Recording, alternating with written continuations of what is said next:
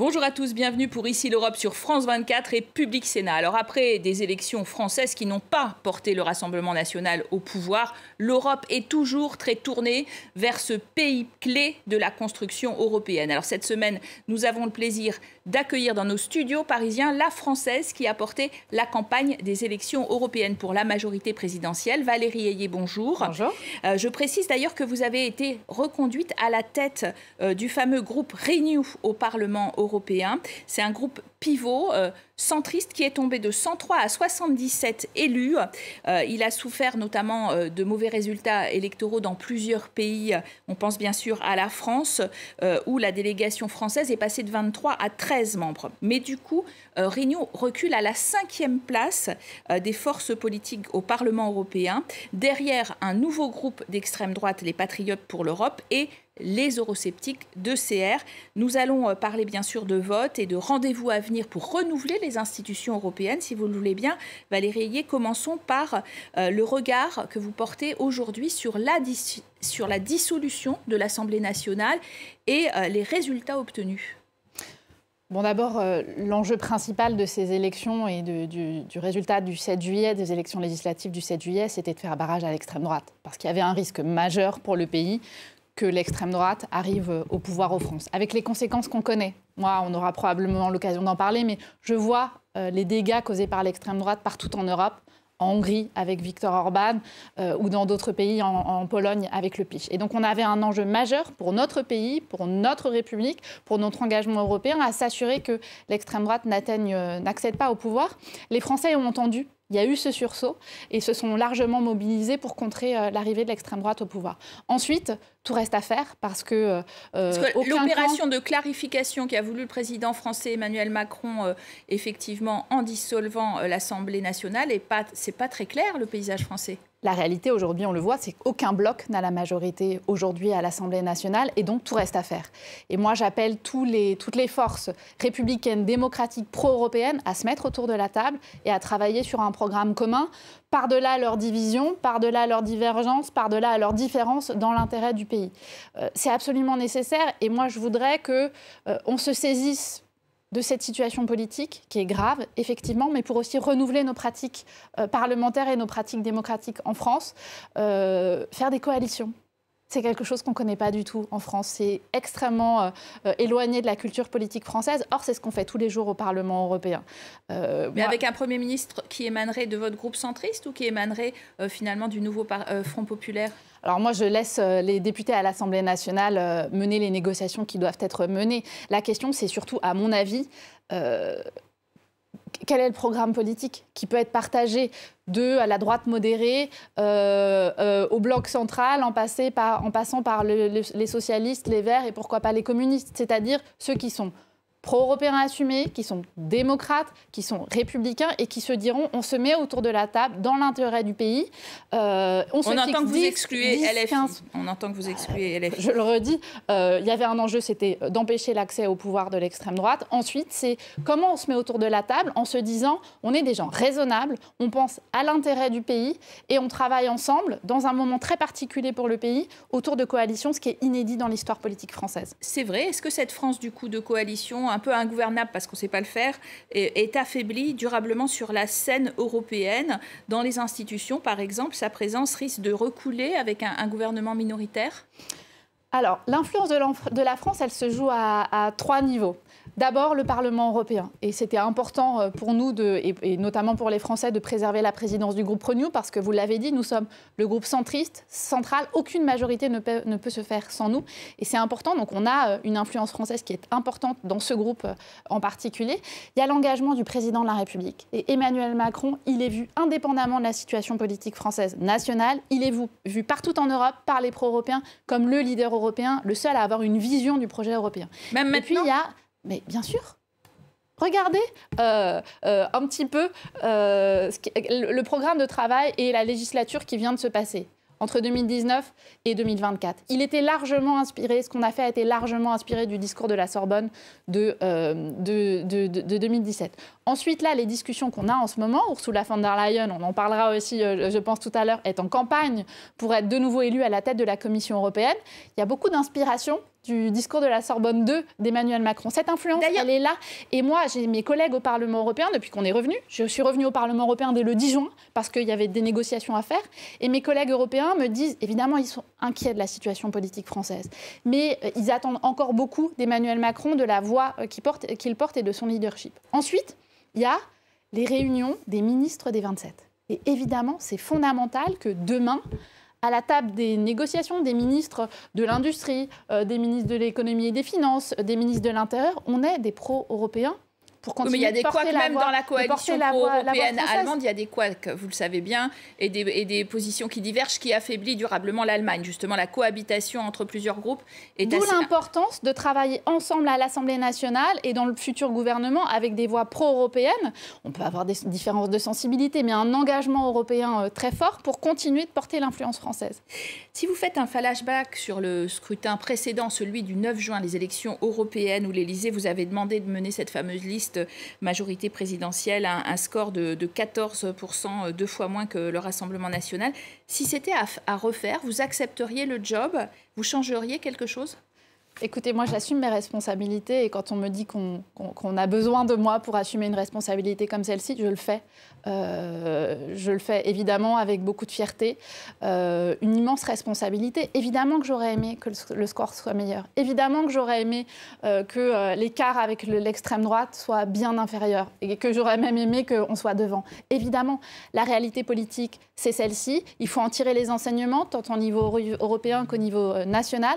Ça a été une immense responsabilité, une immense fierté, un immense honneur pour moi que de mener cette tête de liste. C'était un piège un peu aussi, quand même, c'était difficile dans cette période de votre sanction contre le gouvernement. Le contexte politique national était pas le meilleur, c'est une évidence. Est-ce que pour autant, il faut ne pas assumer ses responsabilités? Jamais. Et je le redis, moi je suis une pro-européenne convaincue. J'ai rejoint Emmanuel Macron en 2017, à la fois par cette volonté de dépassement et pour son engagement européen. Je suis très fière de ça et je continuerai de l'être. Alors parlons du Parlement européen justement, où les groupes politiques se sont constitués et sont encore en train de se constituer depuis maintenant un mois. Et surprise, le Premier ministre hongrois Viktor Orban est parvenu à fédérer 84 députés de 12 pays de l'extrême droite de l'hémicycle, qui a donc devancé votre groupe, Valérie Hillier, pour se hisser à la 3e place. Reportage tout de suite de Cécile Galluccio. Ce sont eux les nouveaux eurodéputés du nouveau parti d'extrême droite, Patriotes pour l'Europe. Et c'est au lendemain des résultats des législatives en France qu'ils font leur lancement public. Le timing est parfait, car si Viktor Orban a dévoilé son intention de former ce groupe parlementaire le 30 juin dernier, l'image du sulfureux hongrois aurait pu refroidir certains Français. Patriotes pour l'Europe devient donc la 3e force politique à Bruxelles, avec 84 eurodéputés venant de 12 pays différents. 30 Français du RN donc, mais aussi 11 Hongrois, 6 Autrichiens, 9 Tchèques, 8 Italiens de la Ligue, 6 Néerlandais, 2 Portugais, 6 Espagnols, 1 Danois, 1 Flamand et 1 Grec. Jordan Bardella, à défaut de devenir le nouveau Premier ministre en France, prend donc logiquement la présidence de ce nouveau groupe. Mais alors, quelle est leur position concernant la guerre en Ukraine? Patriotes pour l'Europe a été créé en partie par Viktor Orban, eurosceptique et pro-Poutine assumé. L'enfant terrible de l'Union européenne s'est d'ailleurs rendu ce samedi à Moscou à la rencontre du président russe, provoquant l'ire de Bruxelles. Le Kremlin, de son côté, n'a pas boudé son plaisir. Nous l'apprécions. Le président Poutine a fait les mêmes éloges. En France, Jordan Bardella n'a pas arrêté de le répéter pendant la campagne éclair. Ma position n'a pas varié, c'est celle d'un soutien à l'Ukraine. Mais ce ne sont que des mots. La Hongrie de Viktor Orban assure la présidence tournante de l'Union européenne depuis le 1er juillet, et ce pour 6 mois. Le temps risque donc d'être long pour certains. Voilà, Valérie Hillier, la poussée de l'extrême droite est un peu plus visible avec la création, par exemple, de ce groupe, ce tandem Orban-Bardella. Évidemment, alors on craignait un raz-de-marée de l'extrême droite au Parlement européen, ça ne s'est pas produit. Ils n'ont pas même une minorité de blocage. Donc il y a évidemment la création de ce nouveau groupe. Symboliquement, ça veut dire quelque chose, effectivement, mais je voudrais surtout dire qu'ils ne seront jamais en capacité de former une majorité au Parlement européen. Ils n'ont même pas une minorité de blocage. Donc en termes d'influence concrète sur les politiques publiques qu'on va mener, ça ne change absolument rien. Par ailleurs, quand on regarde, Jordan Bardella s'est fait élire président de son groupe sans même avoir mis les pieds au Parlement européen. Moi, dès le lendemain de l'élection, je suis venue au Parlement européen, j'ai assumé mes responsabilités parce que j'ai dit aux Français la vérité. J'ai sollicité leur suffrage pour aller siéger au Parlement européen. Je ne sais même pas s'il a mis les pieds au Parlement européen depuis, mais il s'est fait élire sans avoir été présent. Vous avez mis les images, il n'était pas présent dans la salle. Et ce groupe, quand on regarde ses alliés, pendant toute la campagne des européennes et même pendant la campagne des législatives, il a dit « mais non, nous, notre soutien à l'Ukraine, il est sans équivoque ». Il s'allie avec les pires eurosceptiques, avec des pro-Poutine assumés, avec Viktor Orban qui, alors même qu'il assure la présidence tournante de l'Union européenne depuis quelques jours, va faire une tournée et va voir Vladimir Poutine pour une soi-disant mission de paix, alors qu'on sait ses accointances avec Vladimir Poutine et son absence de soutien à l'Ukraine. D'ailleurs, vous avez déclaré à propos de Viktor Orban et de ces fameux voyages, le Premier ministre hongrois est allé en Ukraine, puis en Russie, puis en Chine, puis aux États-Unis. Il est temps de mettre terme à la présidence du Conseil dévoyé de Viktor Orban. Comment est-ce qu'on y met terme ? C'est, je pense, au Conseil, c'est-à-dire aux États qui sont réunis de réfléchir et de prendre une décision politique. Parce que le vrai président, c'est Charles Michel, Effectivement, ouais. Le vrai président, c'est Charles Michel, mais après, il y a des présidences tournantes tous les 6 mois. La France l'a assumé au premier semestre 2022. Et puis, il préside les conseils des ministres, il fixe une feuille de route programmatique.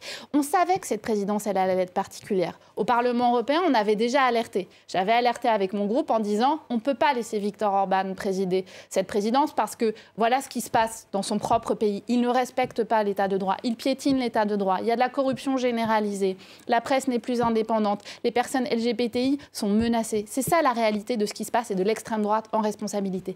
Et là, à peine après 5 jours du début de sa présidence, il est déjà en responsabilité et il se permet, au nom de l'Europe, parce que c'est ça, au nom de l'Europe, il se permet d'aller voir Vladimir Poutine, Donald Trump, Xi Jinping.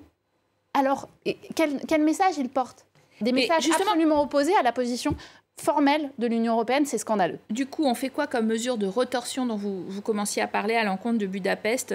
Certains, par exemple, ambassadeurs, précisent qu'il serait possible d'avoir un boycott des réunions informelles de l'UE prévues en Hongrie.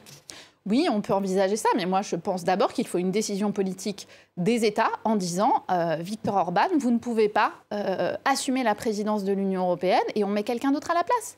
Alors à partir du 16 juillet, parlons effectivement de date très attendue, il y a session constitutive à Strasbourg avec les 720 nouveaux eurodéputés qui affluent et un vote de confiance sur la commission d'Ursula von der Leyen 2.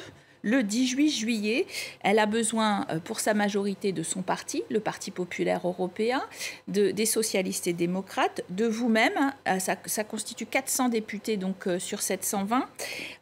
Et en l'occurrence, certains partis ne sont pas très compatibles. Vous avez des exigences précises peut-être ? Oui, alors le fait que les chefs d'État... En fait, le processus, c'est que les chefs d'État et de gouvernement se mettent d'accord sur un nom. Et donc, ils ont choisi de prolonger Ursula von der Leyen. Et ensuite, le Parlement européen doit voter. Et donc, ce choix, c'est d'abord un signal de stabilité envoyé par les chefs d'État et de gouvernement. Et je pense qu'effectivement, c'est un choix pertinent dans la mesure où on est dans un monde en plein chamboulement. Néanmoins, ce n'est pas un chèque en blanc.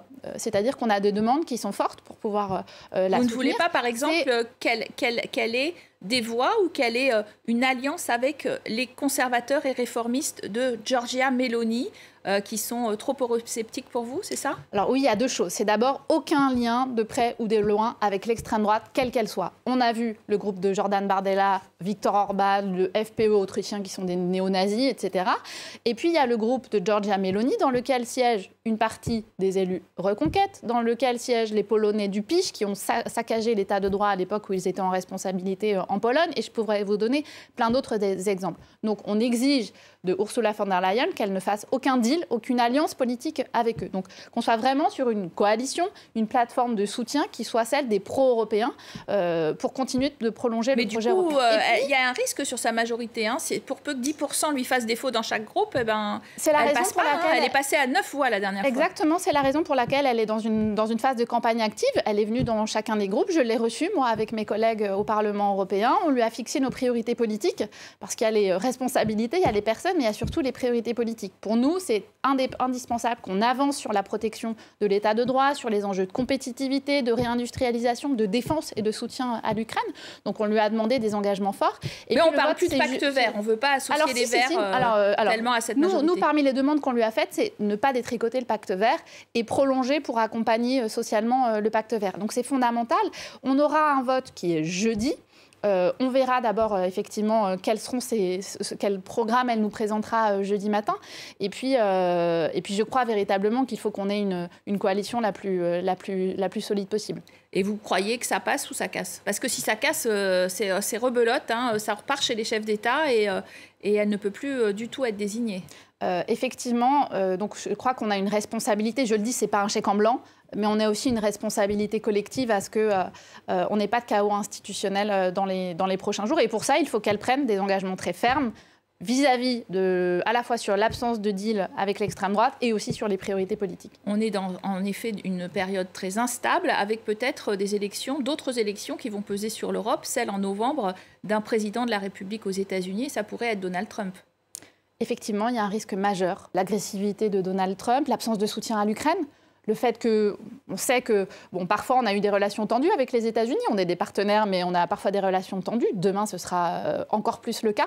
Donc ça nécessite pour nous d'avoir une voix unie, d'être profondément solide, d'accélérer sur le dossier de la réindustrialisation pour produire chez nous des batteries pour les voitures électriques, pour ne plus être dépendants d'autres puissances, et accélérer sur la défense européenne pour être fort à 27. Merci Valérie Ayé d'avoir été en notre compagnie. Merci à vous de nous avoir suivis. À très bientôt pour de nouvelles aventures européennes.